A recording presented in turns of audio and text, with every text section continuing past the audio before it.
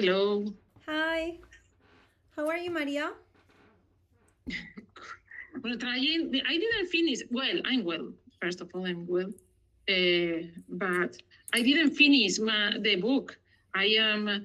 I read the first part, You read the so first you, part. I can speak about the first part of the book, but not the last one. All right, all right.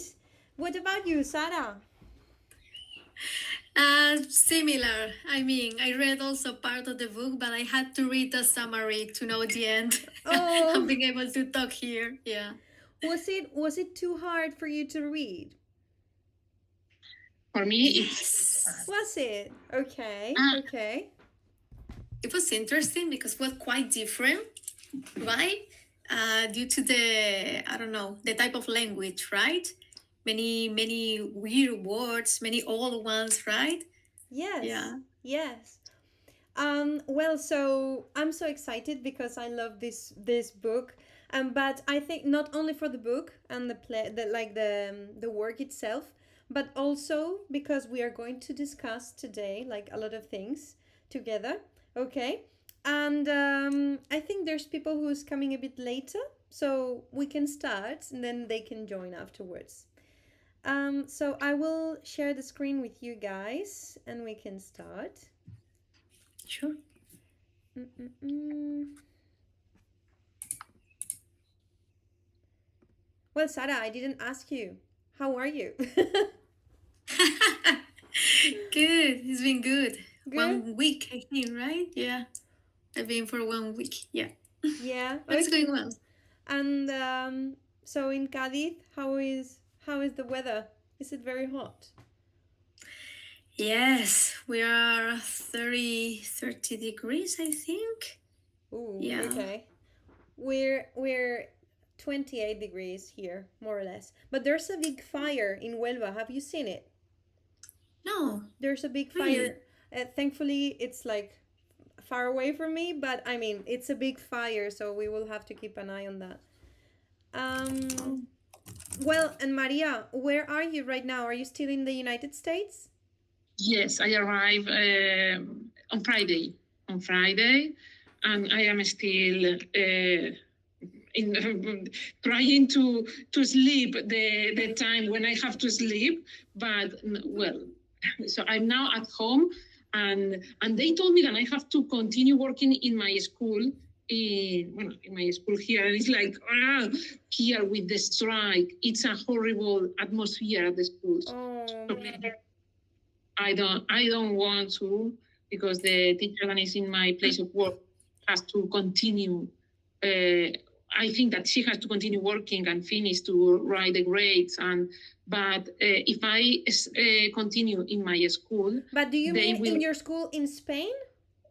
Yes, now I'm in Spain, Oh, and you're they in. told me Okay, okay, now. okay. From Friday, I'm in Spain, and now they told Okay. me that I have to go to my school to continue working, and I don't want, because the end of the year, I'm going to ask for a non-paid 2 weeks. So I don't know how to say permission and non-paid Yeah, permission. like you could say non-paid weeks. It's you can say that. Yeah, I understand, completely understand. Like it's the end of the year, the course year. You haven't been there because you've been abroad, so I completely Yeah. understand. Okay, well, so let's start. Let's dive even into Bartleby the Scrivener, A Story of Wall Street. Well, so here I wanted to have a look a little bit to the author. Did you know Herman Melville before? Like, have you heard of him? No. No, but Moby Dick. Ah, Moby Dick. yes. Yes. Yeah. Did you know he's the Moby Dick's author? Oh, I didn't know No. it. Oh, I should have said that. Maybe that would motivate more, like for people to read it. Well, so he's from New York City. Do you know how to say this? It's a compound adjective. What, Can you try, Maria? Come on. what's the meaning? Once prosperous family? Once prosperous family. What's the meaning That of that? maybe they get rid very quick or something like that, or I don't know what's the meaning. Can you infer the meaning, Sarah? Once prospered, that they didn't receive the money from the family, they create the money themselves, or a first generation It's rich family? oh, what did I do? Oh, it's okay. It says born in New York City to a once prosperous family that fell into debt after his father's death. So it means that when their father was alive, they were prosperous. They had enough accountability, enough money. And then when he passed away, the family was struggling. So it's a once prosperous family. One day in the past they were prosperous, but they're not anymore. Okay, that's the meaning of it. Yeah. But I really like this construction because it's a way of putting two adjectives together and it sounds a bit more advanced. So it's a way. Okay, he was a sailor. Oh, there's someone knocking on the door. On heaven's door. There's Maria. Okay. Hello, Maria. Welcome. Hello.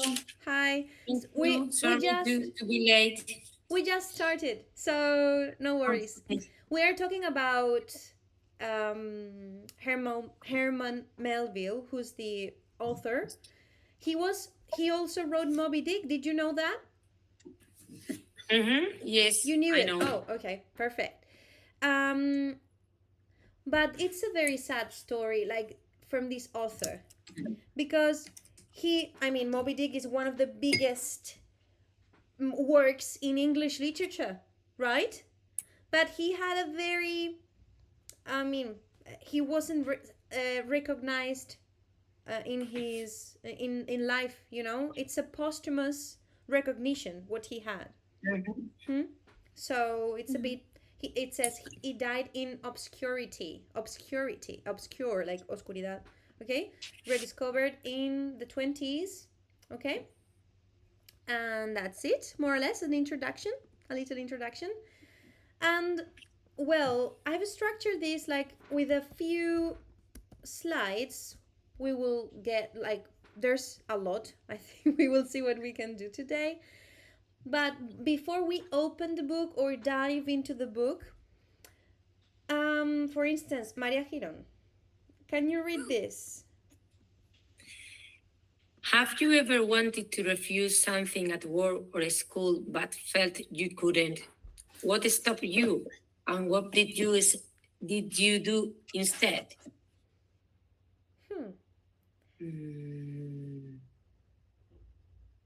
To refuse something at work. Renunciar a algo en el trabajo. Refuse is not. It's not just that. It's like reject. To reject to do something. You didn't really want to do something. Okay. You would rather not do it, right? That's what he says in the book. Maria Domenic, for instance. I think I say normally I used to do everything I ask. Overall, if they ask correctly, but if the people don't ask me in a good way, I say no. But just because they don't ask in a good way.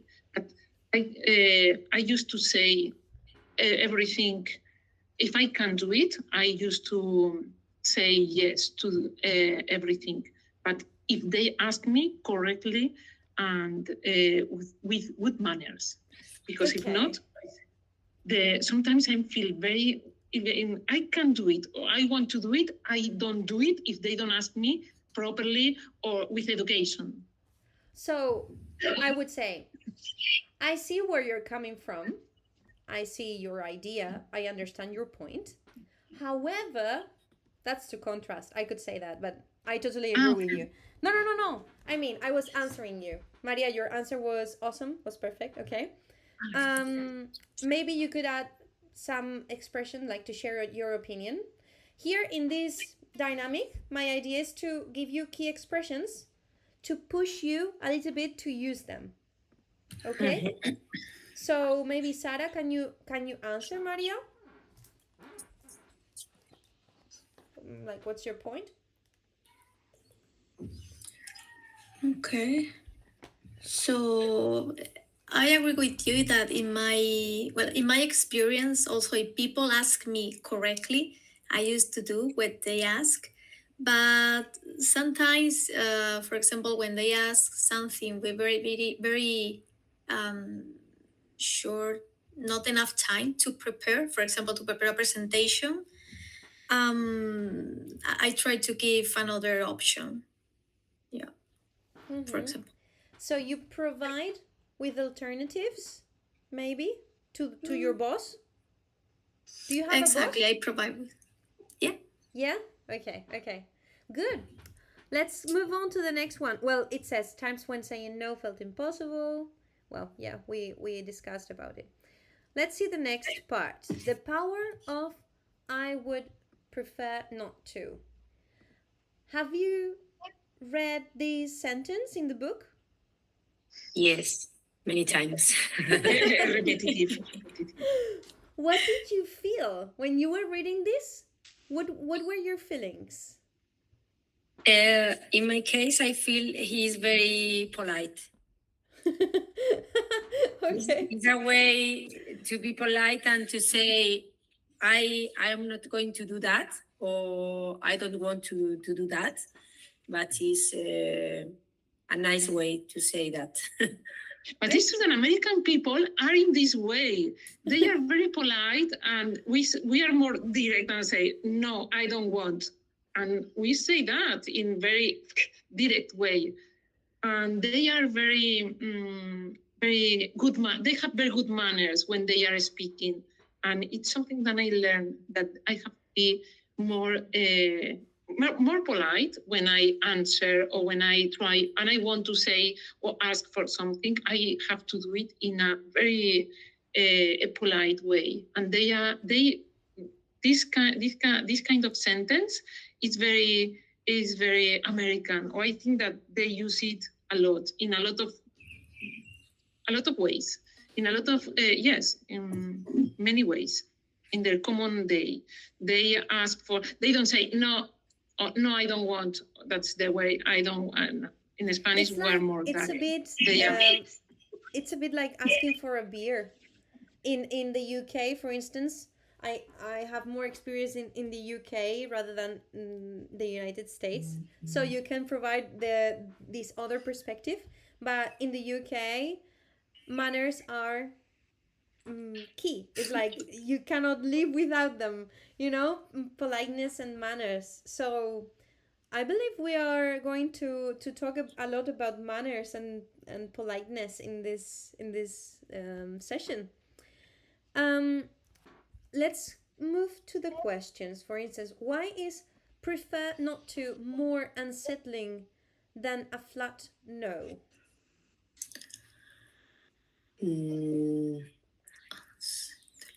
I believe that it's like, I don't know if you say in English, assertive, to be assertive, asertividad. But is it assertive? Because what it says is like it's unsettling. Maybe I am invented the. What does unsettling mean? Let's go to that first. I'm going to asertividad.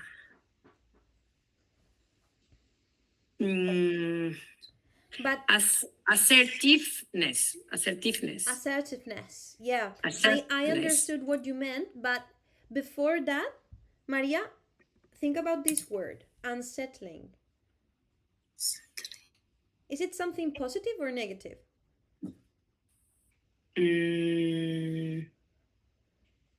Negative. It's negative, yes. Yeah. For instance, when you move to another country and you start a new life, whatever, and you arrange your things, and after a few weeks, you're settled.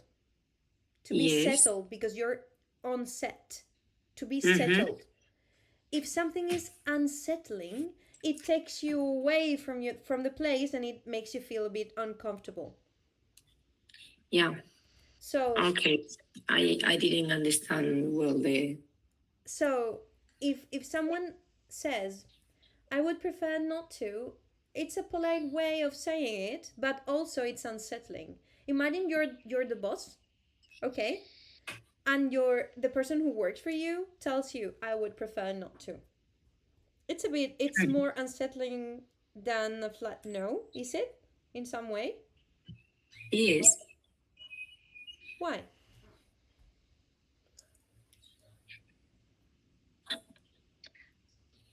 But I didn't understand which is the meaning of unsettling. I didn't. Yes. Sarah, did you get it? I'm not sure, but it's not like a close opinion, a definitive opinion, right? You're not saying neither no nor yes. It's like Hello, Paco. I am sorry for the delay. No worries. We are discussing a little. It's an introduction, so look, we are talking about unsettling things. Unsettling. So it comes from set to set. Well, a set of a makeup set is like a group of things, right? But if you settle in a place, estás asentado, right? So something that is unsettling is disturbing.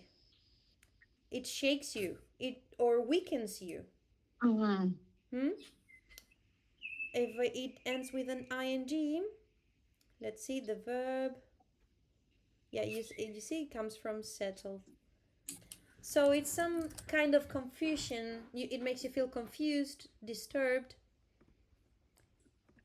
So let's see, Paco, you just appeared here. So have you read the book? Wait. Yeah. 1 month ago. 1 month ago. Do you remember something? I need to refresh it. Yeah, well, do you remember this sentence in the book? Of course. I would prefer not to. Could you imagine Paco would say, well, I would prefer not to remember it, maybe. But I remember. Yeah. You remember. So the question we are talking about is this one. Why is prefer not to more unsettling than a flat no? Is it more unsettling? What do you think?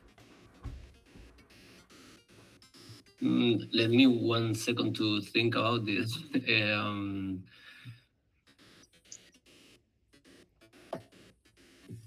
Because when you are saying I prefer, is you are saying that it's not because of you. You know, it's you don't want to do that. If you said no, maybe it's because any reason that you don't know. But but when you said I would prefer not to, it's like I don't want to do that. I think. Yeah, I totally see your point. Like you're showing preference, right? It's not inability. It's like a decision, right? That's my point. Yeah, that's totally right. Like I totally agree. Another question, is Bartleby's refusal a sign of strength, weakness, or something else entirely? This is a difficult question. Can we answer this? It's a bit difficult. Yes, because it's you don't know why he's telling I prefer not to. It's like he seems like I have some autistic,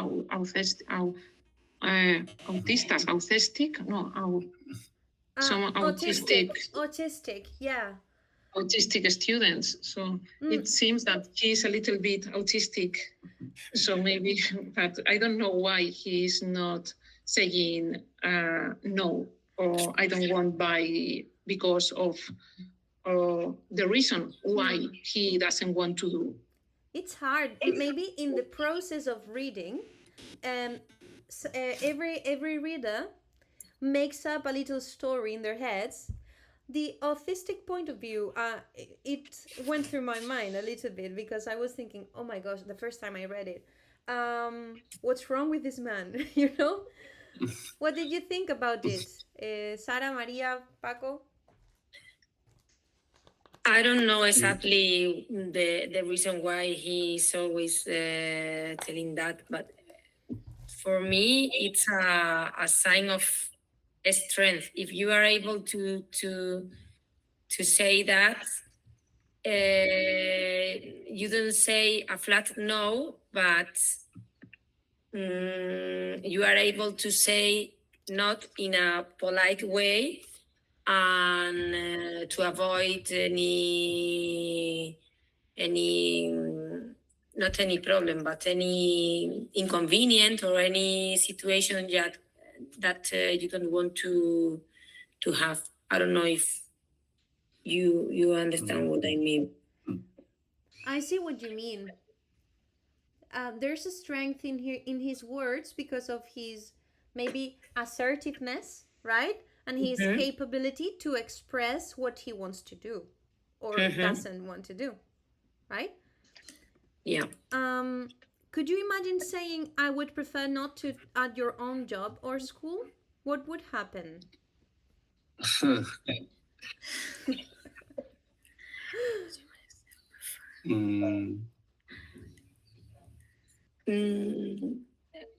Depend on the boss, depend on the situation. You can have problems, but in my experience, for instance, I had to say I would prefer not to more than once, because if you don't stop the boss, it's like you can do extra hours and extra hours and extra hours, you know, and you don't have a schedule. And sometimes I feel that if you say in good with good manners, as we told before, As we said before, they can yes. understand and they can't upset. But sometimes it is necessary. Yeah, but depend on the frequency, right? Because if you use it one or two, can be okay. But in the book, for example, Bartleby start refusing at the beginning few tasks, and then he start refusing a lot of tasks, right? So imagine if we do that at work, could be yeah. Maybe you fired if you say all days. Yeah. But I can imagine saying that if I have any reason to don't do the thing. What do you think, Maria?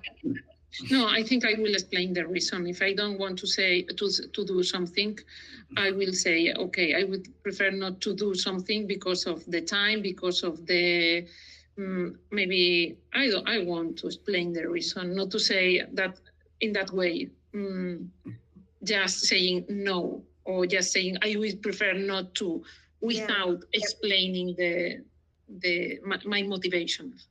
Okay. Okay, let's move on to the next part. All right. Walls, windows, and Wall Street. The office faces brick walls. The clerks copy documents for hours on end. The setting itself feels like a quiet prison. Have you felt this while you read the book?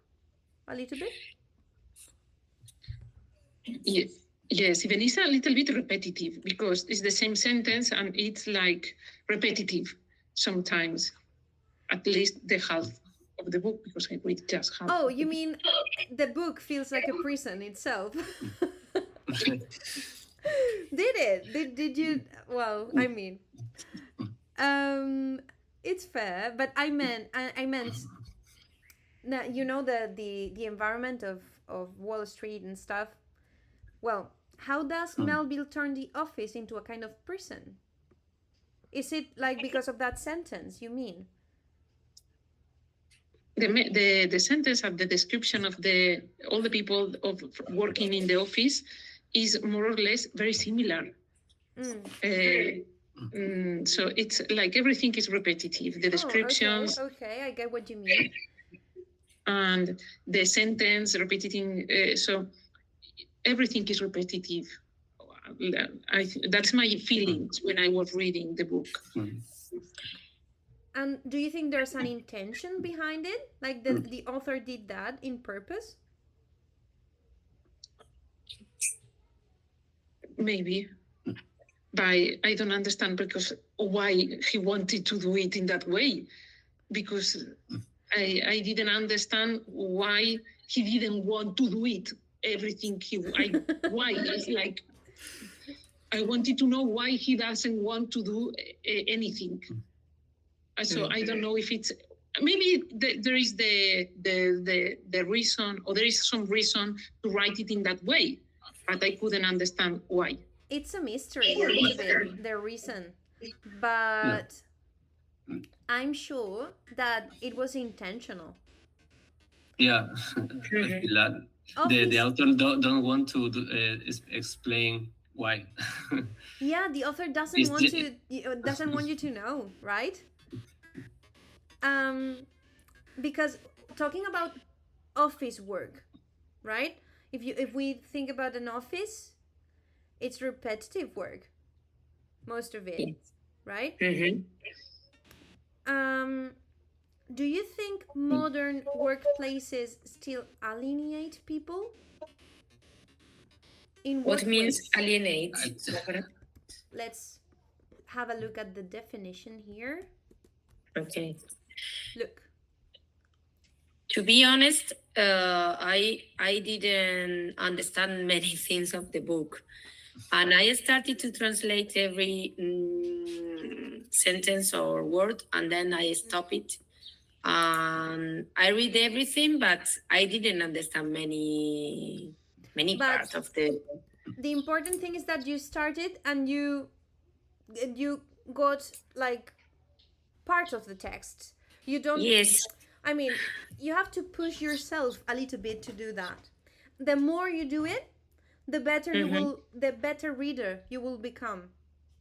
For sure. Yeah. Okay? Well, let's look at alienate, this word. Okay. To cause someone to be hostile or indifferent. To be hostile or indifferent. Okay. Okay. Do you need the example? He has alienated most of his friends. Like, all of his friends feel hostile towards him. Kind of. Okay? So, do workplaces alienate people?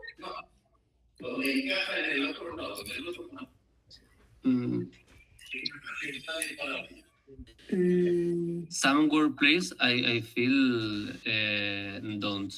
They don't. Some, but not all. I live in Barcelona, and I can see some kind of I don't know la palabra, empresas. Companies.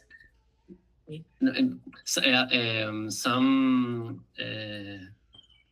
empresas, no sé la palabra. Companies. Company, se cortó. Like Pants and Company. Some companies are changing their workplace to have some kind of different ways to work. I'm not. Can you describe everyone? Okay, think of one sentence to describe your workplace. Okay, my workplace right now is at home. Oh, okay. Because I'm so I have a beautiful room. No, but for instance, I used to work in a co-working. Right now I'm at home, but next month I'm moving to a co-working, and there. To Paco, to a co-working place or to a co-working company. to a working place. Okay. It's a space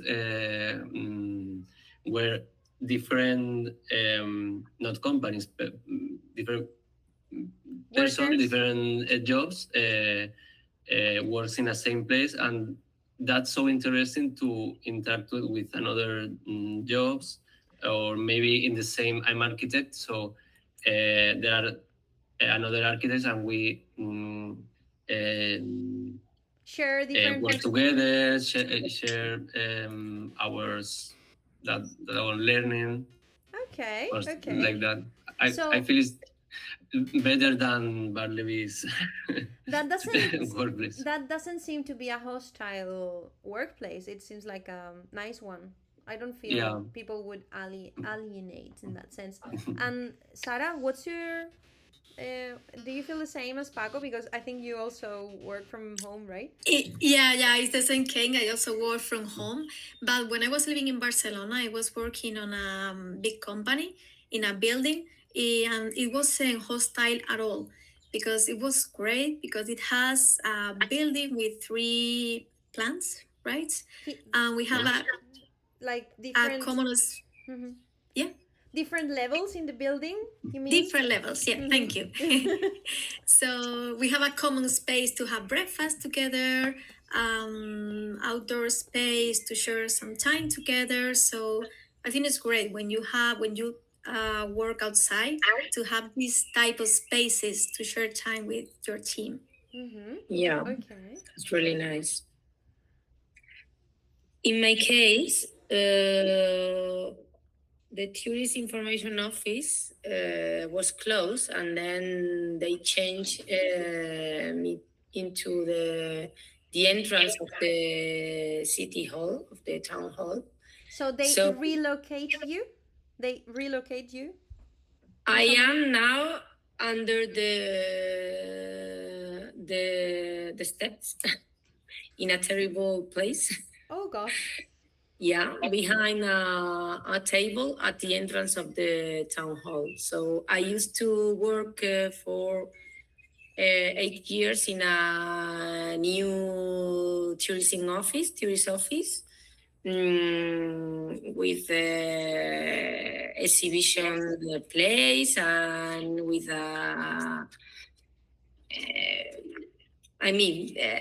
local for me. Okay, but they decide to close because there are a lot of expenses, and It's a shame. they changed my location. So I am not very happy now. You're not happy with the decision. So they decided, careful with the final ed, we sometimes miss it. They decided to decided to change the location. So I am with more people in the town hall, but I am at the entrance. I don't have any office. I just okay. So, Well, okay. And what about you, Maria? I'm working as a teacher, so I think that sometimes I try to alienate my students because it's true that when you have a lot of students in a class, you try to you can't be very creative, or you can't. So I think that sometimes I alienate my students, but no sé, I don't know. But I mean, in what about the teacher's room? Do people alienate or not? Sorry? Do teachers alienate in the teacher's room or not? Are they hostile to each other? Sometimes? Sometimes, maybe, yes. Sometimes in the schools, you have to alienate in the way that you have to think in the same way, or you have to do to do the things in the same way that they want. Overall, if you work here in Spain, I work in a high school that it's in a small town, and they do all the teachers, or they like to do everything in the same way. And if you want to change something, it's quite difficult. So So- traditional method against Yes. contemporary ones, right? Yes. I feel what you say, and I see where you're coming from, because I've been working in several schools, and I mean, I have worked in several schools, and depending on the school, I could Yeah. I could feel the environment, you know. In, for instance, I worked in a very hard place in Huelva, which is called Santa Marta, which is like um, a place where there's people with a lot of problems, you know, and like poor families and stuff. So I could see teachers were very, very worried all the time and stressed, and relationships after that, they they suffer in some way, right? So the environment is a bit hostile sometimes. Well, let's move on to the next one. The lawyer, hero, villain, or both? So, Paco, can you read this? To read. This one, this sentence. Our narrator tries to help Bartleby, but also desperately wants, it's like a traveling, wants him to disappear so his comfortable life can resume. So the narrator tries to help Bartleby, but also desperately wants him to disappear so his comfortable life can resume. So is the lawyer kind, or is he protecting his peace of mind? Can we fully trust him as a narrator? Have you ever been in the lawyer's position, wanting to help but not too much? Maybe he wants to avoid the conflict. He wants that he works, but he doesn't want to have a big conflict, and he knows that if he continues trying or asking him, he's going to have a big problem, a big discussion, and he wants at the beginning to avoid the discussion, but he can't avoid it because he doesn't want to do anything. I feel the lawyer has very, very patient. He has a lot of patience, yeah. With this situation. Because it's a very weird situation for him. Weird. It's a weird situation. Yes. At the beginning, maybe not. And in the middle of the history, the lawyer tried to help. But I understand the lawyer when he is exhausted or I don't know how to say, or angry, or because of the attitude of Bartleby. Yeah, Bartleby's attitude. I feel it's a bit progressive. Do you think it's progressive, Sarah, in some way? The attitude of the narrator, you mean? Like that, I mean, sorry, I will restate the question. Like what I mean, what I felt is like at the beginning, the lawyer. If I think if I were I in his position, I'm trying an inversion. Okay, were I in his position, I would at the beginning I would think, well, maybe this person, he's feeling unwell, he's under the weather today, so maybe he had some problem at home. I won't disturb him so much. So at the beginning it's like I won't, what Maria said, like I'm not confronting this situation. But then it grows and grows and grows. So I felt it was a bit progressive in that sense, right? Yeah, I think so. Until the moment that he doesn't know what to do, right? But what strike me is the what he do at the end, right? Because he moved to another outfit. I mean, just to avoid moving him from there. I don't know how to say, but I think he tried to avoid this cognitive dissonance, right? Because he doesn't feel good if he, I don't know how to say expulsar. Yeah. How do you say that? Expulsar. I need to think about it. Can you come up with the word, guys? Expulsar, like no, it's not reject. No. To get rid of him in some way, we could say to get rid Yeah. of him. To get rid. To get rid of, yes. So he doesn't really Yeah. know how to get rid of him. And even though he's not disturbing, he's not shouting while he's in the office, he still feels his presence, right? Well, Yeah, totally. let's move on to the next one. How far should empathy go? It's connected, right, to what we were saying. Maria, can you read this? Maria G? The lawyer fits Bartleby. Bartleby. Keeps paying him, even offer him a place to live. And still, in the end, he walks away. It's like having an ocupa, right? Yes, It's the same thing. the same thing. No, it's not the same. I mean, tell me why. No, Like, tell that's me the reason why. that I say the lawyer has so many patient. You can say Paciencia. you can say he is very patient, or he has a lot of patience. Okay. Okay, So in some way.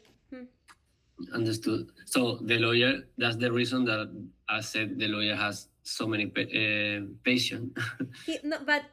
No, it's you have to say a lot. lot of instead of many patients. It's like A because you lot cannot of count it. patience. Yeah, a lot of patience.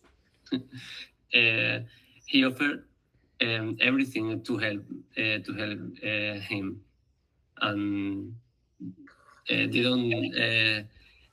Bartleby don't want to be helped. He doesn't want to be helped. He doesn't want to be helped. To be helped. Okay, so we are discussing about this question. Is charity ever truly selfless? Ooh, that's a big question. Or always partly about ourselves? I didn't understand selfless. Selfless. Okay, what is the self? O sea, uno mismo. That's right. So selfless is not about you. Something that is not about you, right? It's like completely. How would you say it in Spanish? Desinteresado. Okay. Okay, selfless.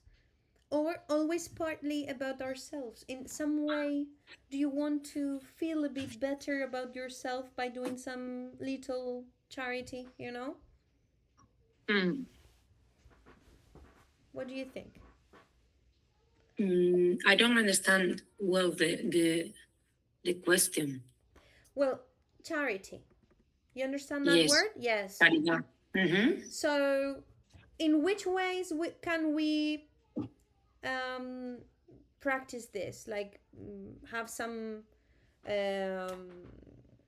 like helping someone in some way? Like, what can we do today? There are many things. Nowadays we have many options. You can collaborate with charity organization, I mean big ones, or just helping people around you that has any needs. Okay, you can donate to some or yes, for instance. Okay, so do you think that everyone... But charity must be always selfless, no? Charity. If charity is not selfless, it's not charity. Yeah, I think. No, but I mean, Yes, but at the end, I mean, reciprocity has evolved because has an advantage for everyone, right? So maybe you are doing it because you think that you want to help someone, but you're following your values at the same time, right? If you wouldn't do course. it, you will feel bad with yourself. I don't know. I love this kind of debates. Oh, it's a big one, yeah. But I So think that in this case, this person doesn't want to be helped. So Yeah. even the lawyer wants to help in one way with, in some ways, he wants to help him. The other person doesn't want to be helped. So if the other person doesn't want that help, you can't do anything. That's so it raises, I want you to build a question with this. It raises the question of whether, can you try? I will give you a couple of minutes to think about it. I don't understand exactly. It raises it. It raises the question, como enciende o activa la pregunta de si, of Okay. whether.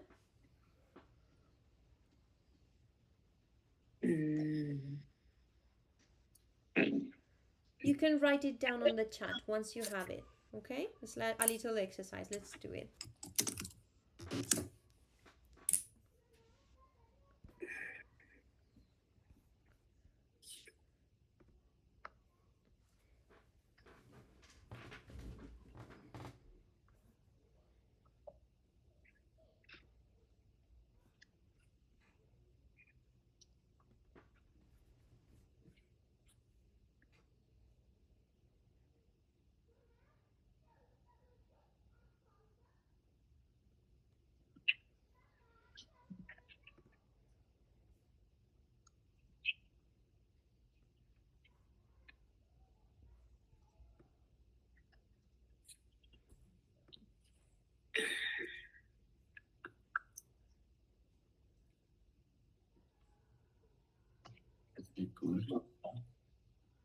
You can use also one of the other ones, like it's tempting to say, or from an ethical standpoint, you can use some of them. Okay?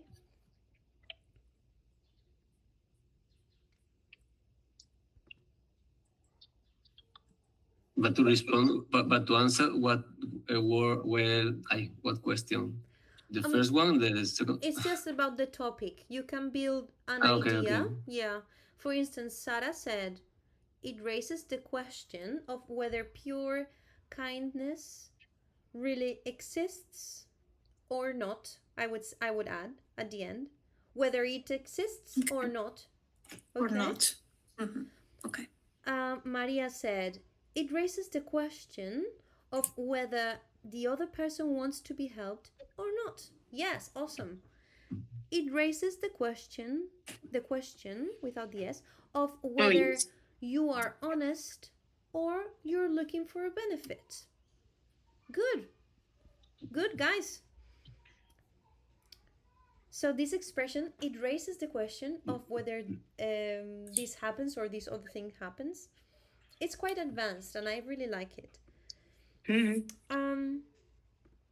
But you have the others. I will upload this document, okay, to the ProLabs section, okay, so that you can have a look at these, some of these key expressions and start using them. Can you try and use also, it is tempting to say da da da, but in practice da da da?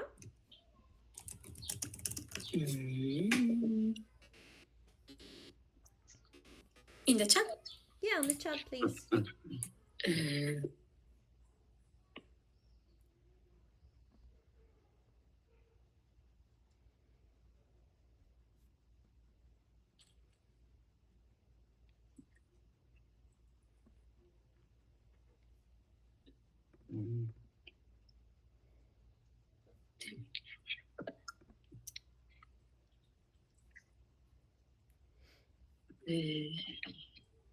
I'm not sure.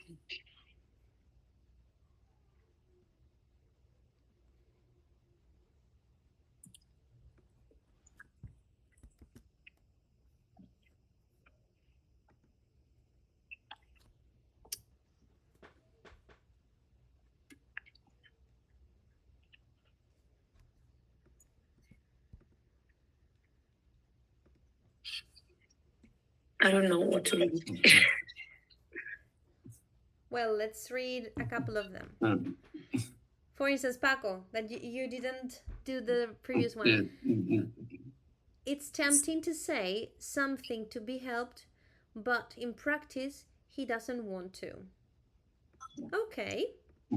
Talking about Bartleby, right? It's tempting to say... It's not about Bartleby. No. I was thinking about it's about Bartleby.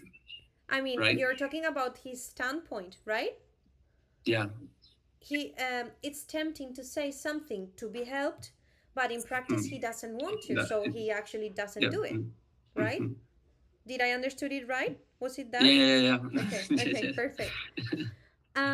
It's tempting to Maria Domenech is tempting to say to help people, but in practice it's very difficult, or it's not in our hands to do it. What do you mean, Maria? Because we don't have the possibility or the ability or the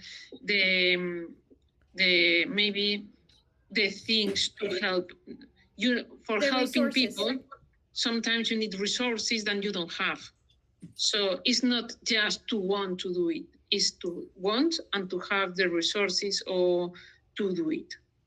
I understand what you say. There's just a little point we need to make here. Like it's tempting to help people. You could just cross out to say.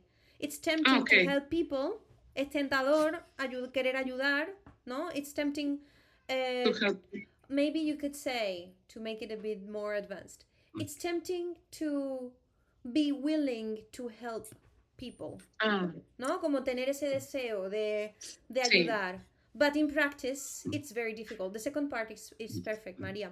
Okay? So it's tempting to willing, or how do you say? To be willing.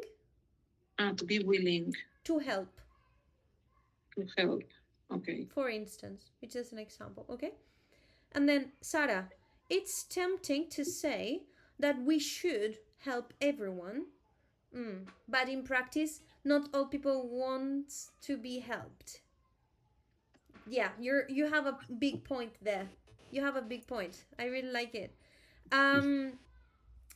Okay, so let's move on. We will do one more slide. Let's see. One moment. Let me see. There was...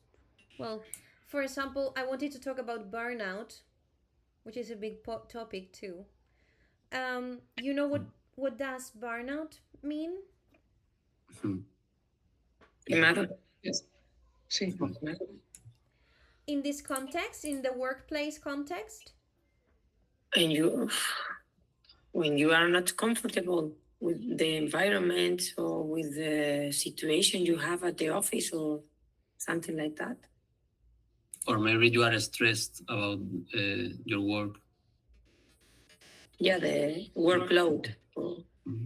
Yeah, maybe your workload is high and you feel stressed about it. Have you ever felt like that? Yes. Yes.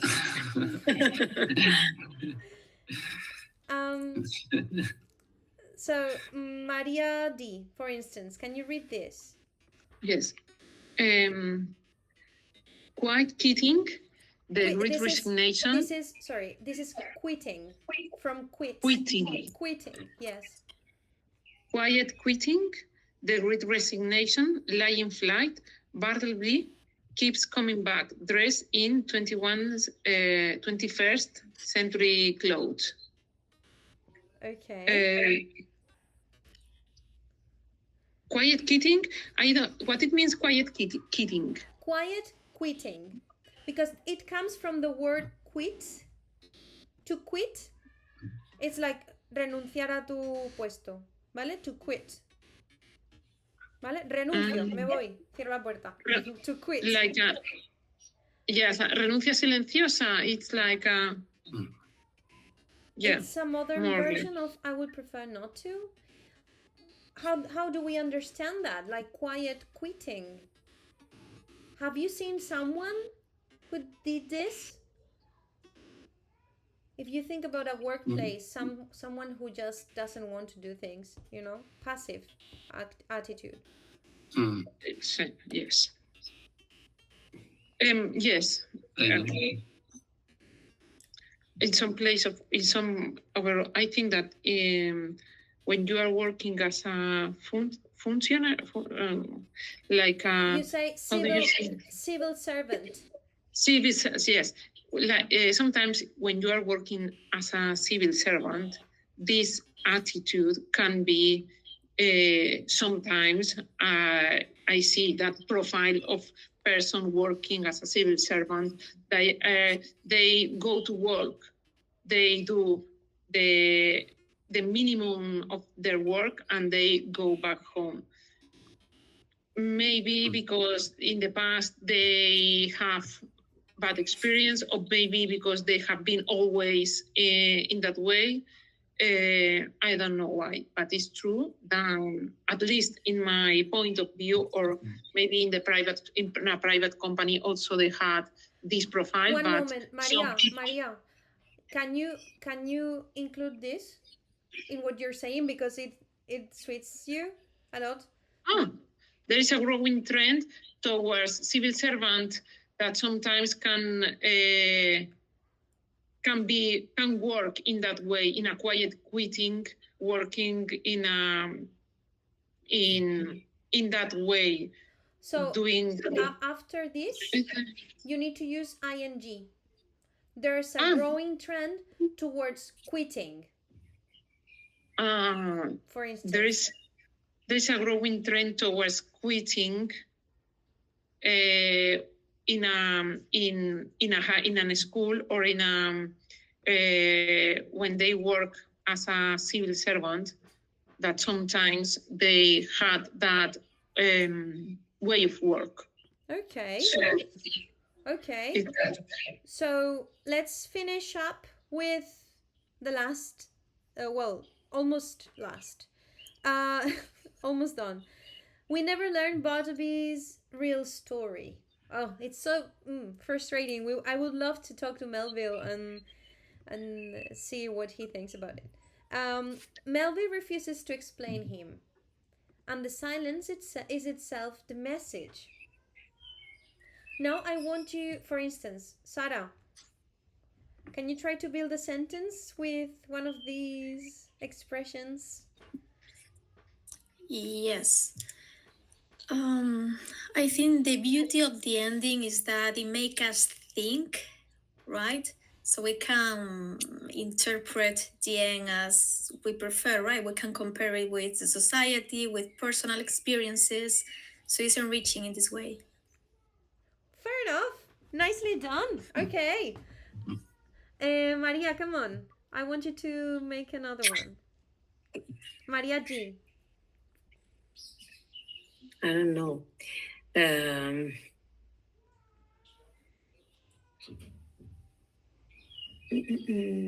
beauty of the ending is that the story shows how we can feel sometimes at workplace or with people, how to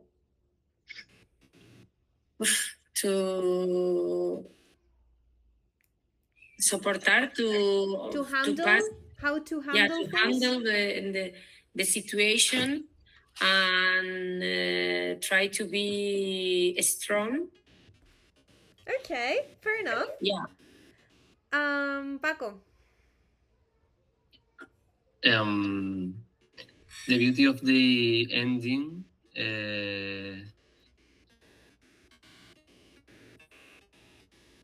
Well, for me, it's difficult to say something. You don't see the beauty, but because at the end he died. But maybe you can. But choose... he died with his convictions. I don't know, with it's not conviction, but with like sticking to he sticks to his values right? Yeah. Yeah. Hmm. But I mean, But maybe I don't know if the values are the better of this kind of value, but he died for them. okay. And Maria D. I didn't finish the book, so now I know that the Oh, so spoiler. guys, very sad ending. I mean, So it's you not beauty. you The know ending is not beauty. you know that when you attend to this workshop, you're going to get like the ending. But you could say I'm still grappling with something, or I mean, well, let's leave it there. But let's finish up with some final reflections. All right. Sarah, can you read the one which says silence? Yeah. More than 170 years later, Bartleby still asks us what it means to refuse quietly, calmly, completely. To refuse quietly, calmly, and completely. That's one of the lessons, right? Another one, Maria G. Can you read it? I can't. I can't can't see see. it? I don't know. No. Is that better? Now Empathy. it it tests how far our compassion can stretch when someone wants to explain, wants to adapt. Oh, sorry, that here I have something. Sorry, that I did. ¿Qué es esto? Es que me aparece algo en la pantalla que no puedo A ver. virus. Oh gosh. Want. No, es que no sé cómo quitarlo esto. No Sorry. So Maria D, can you read it? Sorry. No worries. The second one, empathy. Empathy. Yes, it tests how far our compassion can stretch when someone won't explain, won't adapt, won't leave. Stretching is hard, right? Not only physically but mentally. It careful with the S. It tests. It tests. It tests our compassion. Compassion. Okay. Well, final one, Paco. Humanity. Humanity, the final cry. Humanity turns the story outward, not just about Bartleby, but about all of us. Outwards. Did you know that word? You can say inwards, towards you, or outwards. I don't know what that means. What does it mean? So if you for everyone, for all of us. Yeah, like the story, instead of being inwards hacia adentro, is outwards hacia afuera. So it doesn't stay just in the story, but it tries to ¿cómo se dice esto en español? I don't remember the word. De todos. Sí, como que intenta hacerlo universal, ¿no? That's the idea, to make it for everyone, for all of us. So, final question. Okay, guys? Final question, and we finish. If you had to describe Bartleby in a single word, and this is a very important question, let's see how do you answer. If you had to describe Bartleby in one single word, what would it be and why? I don't know.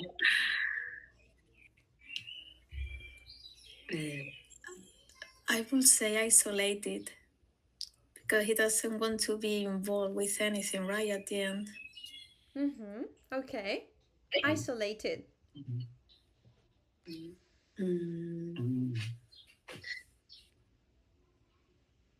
I would say as I said at the beginning, I don't remember, autistic, because autistic because of his difficulties to relationship with everybody. Okay, to his struggle or his difficulty to interact with others, right? Yeah, To socialize. to socialize. Yeah. Okay. How would you Maybe describe in one word, tired. Paco? Sorry. I feel tired about because of the his monotony life. Okay, his monotonous Monotonous. life. Okay. Monotonous life. Okay. Okay, so tired, you could say exhausted. And Maria, G? Unhappy or discouraged person. Discouraged. Nice one. Okay, discouraged. All right.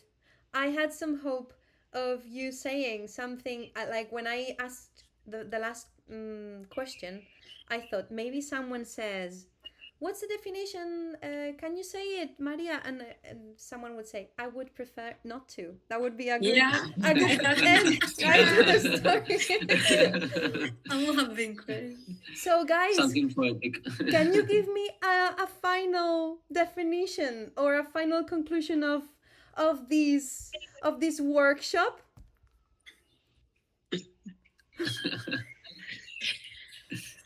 I'm happy because I didn't understand anything of the reading, as I told you, and it is my first book club, and I was a bit nervous because I was thinking about you are going to ask about the reading, and I didn't understand anything, but it was really nice because.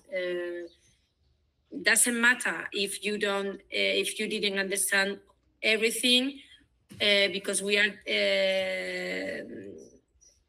speaking about another things, and using some nice sentences or heading or it's the point, right? We this is not an exam. We're just enjoying the reading, and if you didn't have time to finish it, even if you didn't want to finish it because you didn't like it, I'm one of those people who if I start a book and I don't like it, I don't finish the book. Because time is precious, you know. But anyways, thank you for your opinion, Maria. It really means a lot because that's the point of our book club. What about you guys? What do you think? What did you feel? It's a sad book.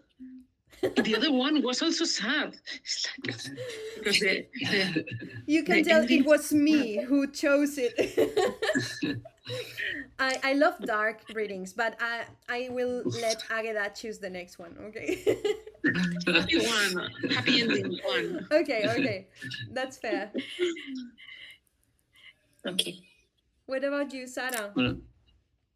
For me, it was interesting because it was something different for what I usually read. So it was a new experience.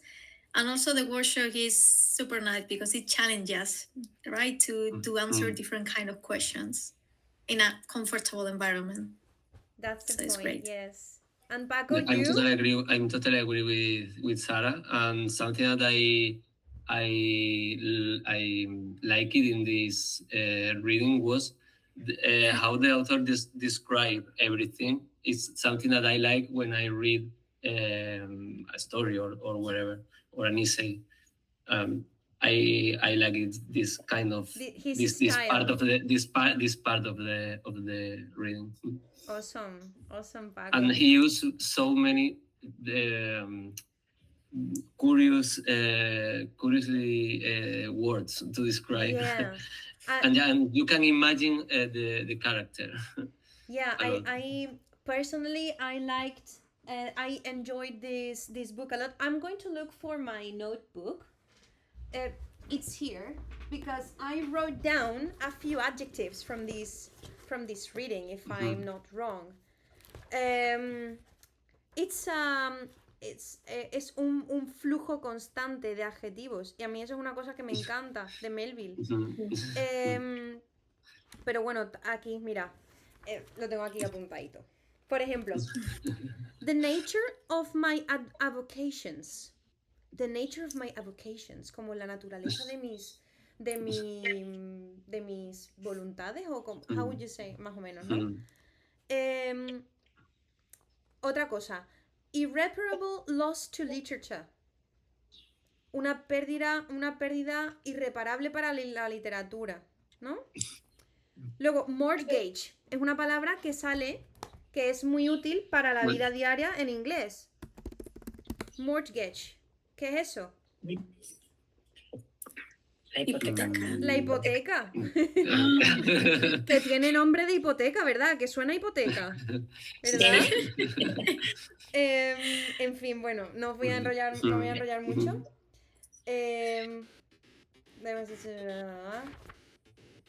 Bueno, indecorous, también me gusta mucho este adjetivo. You take notes. Indecorous. Indecorous. Indecoroso, ¿no? Con poco decoro. Bueno, resumen, ¿lo habéis pasado bien? Yes. Sí. Pues yo me voy tranquila entonces hoy.